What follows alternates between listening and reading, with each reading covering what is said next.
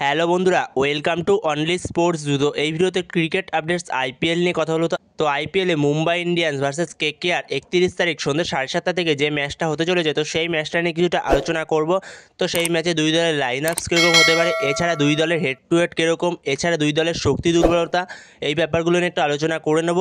এবং তার পাশাপাশি 6 তারিখে যে কেকেআর ভার্সেস এলএসজি ম্যাচটা ছিল, তো সেই ম্যাচটা কবে হতে পারে। তো রামনবমীর জন্য ওই ম্যাচটা 6 তারিখে হবে না, তো সেই ম্যাচটা ক তারিখে হতে পারে, তো সেই বিষয়ে একটু আলোচনা করে নেবো। তো ভিডিওটি সবাই শেষ পর্যন্ত দেখতে থাকো, আর চ্যানেলে নতুন হয়ে থাকলে চ্যানেলটি সাবস্ক্রাইব করে পাশে থাকা বেল আইকনটিকে অন করে পাশে থেকো।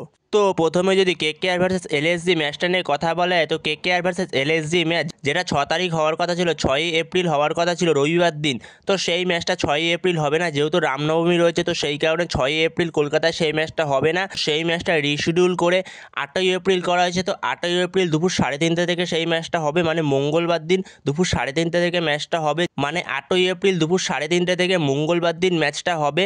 এরপরে মুম্বাই ভার্সেস কেকেআর মোট 34 বার মুখোমুখি হয়েছে, এর মধ্যে মুম্বাই জিতেছে 23 বার আর কেকেআর জিতেছে 11 বার। আর এই দুটো টিম মুখোমুখি হওয়াতে তাদের দুজনের মধ্যে হাইয়েস্ট স্কোর হলো মুম্বাই করেছে 210 হাইয়েস্ট স্কোর কেকেআরের বিরুদ্ধে, আর কেকেআর করেছে মুম্বাইয়ের বিরুদ্ধে হাইয়েস্ট স্কোর 232। আর এদের দুজনের মধ্যে লোয়েস্ট স্কোর হলো মুম্বাই করেছে 108 আর কেকেআর করেছে 67। তো এগুলো হলো এদের দুজনের মধ্যে হাইয়েস্ট স্কোর আর লোয়েস্ট স্কোর।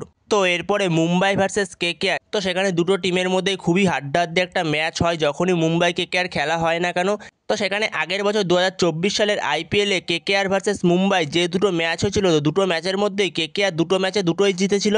আর এদিকে মুম্বাইয়ের বোলিং লাইন আপসও যথেষ্ট ভয়ঙ্কর, জাসপ্রীত বুমরা ছাড়াও, যেখানে মুম্বাইয়ের বোলিং লাইনার্সে পাওয়ার প্লেতে দীপক চাহার রয়েছে, ট্রেন্ট বোল্ট রয়েছে, হার্দিক পান্ডিয়া রয়েছে, এছাড়া স্পিনারদের মধ্যে রয়েছে ভিঘ্নেশ পুরতুর, মিচেল স্ন্যান্টনার। তো যথেষ্ট ভালো বোলিং লাইনার্স মুম্বাইয়ের। তো এই বোলিং লাইনার্সটার মধ্যেই যখন জাসপ্রীত বুমরা ফিরবে ইনজুরি থেকে, তো তখন কতটা ভয়ঙ্কর বোলিং লাইনার্স হবে ইমাজিন করলেই বোঝা যাচ্ছে।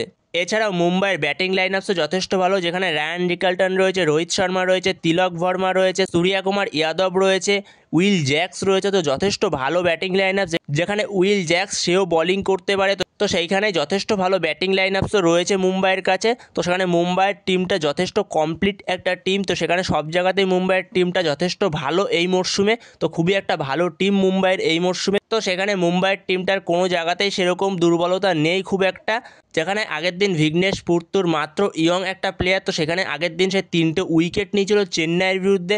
তো সেখানে এই ম্যাচেও তার দিকে চোখ থাকবে, খুবই একজন ভালো ট্যালেন্টেড প্লেয়ার। তো সেখানে ভিঘ্নেশ পুরতুর খুবই ভালো প্লেয়ার। তো এরপরে যদি কেকেআরের শক্তি দুর্বলতার কথা বলা যায়, তো সেখানে কেকেআরও যথেষ্ট ভালো দল এই মরশুমেও, যেখানে আগের বছরের দল থেকে একটু হয়তো কিছু প্লেয়ার এদিক ওদিক চলে গেছে, কিন্তু তাও যথেষ্ট ভালো রয়েছে কেকেআরের দলটা। যেখানে প্রথম ম্যাচটা আরসিবির কাছে হারার পরে কেকেআর সেকেন্ড ম্যাচটা রাজস্থান রয়্যালসের সঙ্গে যথেষ্ট ভালোভাবে জিতেছে। এখানে কেকেআরের ব্যাটিং অর্ডারটাও যথেষ্ট ভালো, যেখানে কেকেআরের ব্যাটিং অর্ডারে কুইন্টন ডিকক রয়েছে, সুনীল নারায়ণ রয়েছে, ভেঙ্কটেশ আয়ার রয়েছে, আজিঙ্কে রাহানে রয়েছে, রিঙ্কু সিং, রমনদীপ সিং, আন্দ্রে রাসেল। তো যথেষ্ট ভালো ব্যাটিং লাইন আপস রয়েছে কেকেআরের কাছেও। তো সেই জায়গায় এই ম্যাচে আবারও সুনীল নারায়ণ ফিরতে চলেছে। তো সেখানে সুনীল নারায়ণ সে পুরোপুরি ভালো হয়ে গেছে, সে মুম্বাইয়ে চলেও গেছে। তো সেই জায়গাতেই সুনীল নারায়ণ তার শরীর খারাপ সারিয়ে সে মুম্বাইতে চলে গেছে ম্যাচ খেলার জন্য। তো সেখানে এই ম্যাচের জন্য আবারও সুনীল নারায়ণ সে অ্যাভেলেবেল থাকবে। তো আগের ম্যাচটা খেলেছিল সুনীল নারায়ণের বদলে মঈন আলী। তো যথেষ্ট ভালো বোলিং করেছিল মঈন আলী, যথেষ্ট ভালো বোলিং করেছিল, কিন্তু ব্যাটিংয়ে সেরকম কিছু করতে পারেনি, কিন্তু বোলিংটা যথেষ্ট ভালো করেছিল।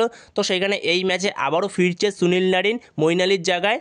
এছাড়া কেকেআরের বোলিংটাও ভালো, কিন্তু কেকেআরের বোলিংয়ের সবথেকে মেন অস্ত্র হলো তাদের স্পিনার, যেখানে দুটো স্পিনার সবথেকে বড় মেন অস্ত্র কেকেআরের কাছে, যেখানে বরুণ চক্রবর্তী আর সুনীল নারায়ণ, এই দুটো স্পিনার সবথেকে বড় অস্ত্র কেকেআরের কাছে। এছাড়া কেকেআরের ফাস্ট বোলারের মধ্যেও ভালো রয়েছে, যেখানে হার্ষিত রানা রয়েছে, বৈভব আরোরা রয়েছে, যেখানে বৈভব আরোরা প্রথম দিকে যদি সুইং পায় তাহলে বৈভব আরোরা উইকেট নিতে পারে। যেখানে মুম্বাইয়ের ওয়াংখেড়ে স্টেডিয়ামে প্রথম দিকে সুইং আছে, তো সেখানে উইকেট নিতে পারে বৈভব আরোরা। তো সেইখানে বৈভব আরোরা সে পাওয়ার প্লেতে উইকেট পেতে পারে। এছাড়া বৈভব আরোরার পাশাপাশি স্পেন্সার জনসন রয়েছে, স্পেন্সার জনসনও যথেষ্ট ভালো বাঁহাতি স্পেস বোলার। তো সেখানে কেকেআরের ব্যাটিং বোলিং দুদিকেই কেকেআর মজবুত রয়েছে। তো সেখানে দুটো টিমই খুবই ভালো, একটা হাড্ডাহাড্ডি ম্যাচ হবে এই ম্যাচটা, বলাই যেতে পারে মুম্বাই এবং কেকেআর ম্যাচটা। কেকেআর আর মুম্বাইয়ের মধ্যে সবসময় একটা হাড্ডাহাড্ডি লড়াই হয়। তো সেখানে যদি প্রথমে মুম্বাইয়ের লাইন আপস নিয়ে আলোচনা করা যায়, যেখানে মুম্বাইয়ের লাইন আপসে ওপেন করতে নামবে রোহিত শর্মা, তো রোহিত শর্মার সঙ্গে ওপেন করতে নামবে রায়ান রিকালটন, যেখানে 3 নম্বরে নামবে উইল জ্যাক্স, 4 নম্বরে নামবে সূর্যকুমার যাদব, 5 নম্বরে নামবে তিলক ভার্মা, 6 নম্বরে নামবে হার্দিক পান্ডিয়া, আর 7 নম্বরে নামবে নামানধীর, 8 নম্বরে নামবে মিচেল স্যান্টনার, আর 9 নম্বরে নামবে দীপক চার, 10 নম্বরে নামবে ট্রেন্ট বোল্ট। আর সেক্ষেত্রে 11 নম্বরে সত্যনারায়ণ রাজু। যদি প্রথমে ব্যাট করতে নামে মুম্বাই তাহলে সত্যনারায়ণ রাজুকে নিয়ে নামবে, আর যদি প্রথমে বোলিং করতে নামে তাহলে ভিঘ্নেশ পুত্তুরকে নিয়ে নামবে মুম্বাই। তো সেখানে এরকমই হবে। তো ইম্প্যাক্ট প্লেয়ার লিস্টে ভিঘ্নেশ পুত্তুরই থাকবে। যদি ফার্স্টে ব্যাটিং করতে যায় তাহলে মুম্বাইয়ের ইম্প্যাক্ট প্লেয়ার হবে ভিঘ্নেশ পুত্তুর, আর যদি ফার্স্টে বোলিং করতে যায় তাহলে সত্যনারায়ণ রাজু থাকবে ইম্প্যাক্ট প্লেয়ার লিস্টে মুম্বাইয়ের। আর এই ব্যাটিং লাইন আপসে একটু চেঞ্জ হতে পারে, কেউ আগে পরে নামতে পারে, তো পুরো সেম টু সেম হবে এটা বলা মুশকিল। এরপরে যদি কেকেআরের লাইন আপস নিয়ে আলোচনা করা যায়, যেখানে কেকেআরের লাইন আপসে ওপেন করতে নামবে কুইন্টন ডিকক, সাথে সুনীল নারায়ণ। তো সুনীল নারায়ণ এই ম্যাচে ফিট হয়ে সে ফিরছে, তো সেখানে সুনীল নারায়ণের সঙ্গে কুইন্টন ডিকক ওপেন করতে নামবে।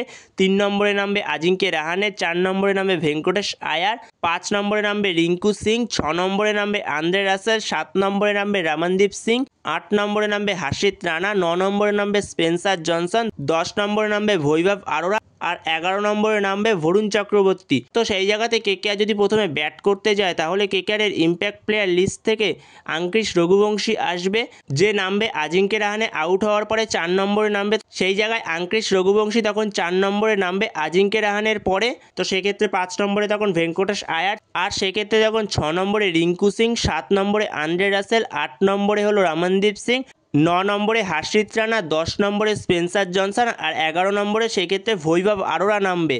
আর যদি কেকেআর ফার্স্ট বোলিং করতে যায় তো সেই জায়গায় আঙ্কিশ রঘুবংশী সে ইম্প্যাক্ট প্লেয়ার লিস্টে থাকবে। তো এরকমই হতে চলেছে কেকেআর ভার্সেস মুম্বাইয়ের লাইন আপস। তো বন্ধুরা, তোমাদের মধ্যে কী মনে হয়, কেকেআর ভার্সেস মুম্বাই লাইন আপসে কি কোনো চেঞ্জ হতে পারে? তো তোমাদের এই বিষয়ে কোনো মতামত থাকলে অবশ্যই কমেন্ট করে জানিও। তো বন্ধুরা, এই ভিডিওতে এই পর্যন্তই। তো এই ভিডিওতে এই আপডেটগুলো নিয়ে আলোচনা করার ছিল। তো ভিডিওটি ভালো লাগলে অবশ্যই লাইক শেয়ার সাবস্ক্রাইব করতে ভুলো না। তো নেক্সট ভিডিওতে দেখা হচ্ছে, ততক্ষণের জন্য বাই বাই।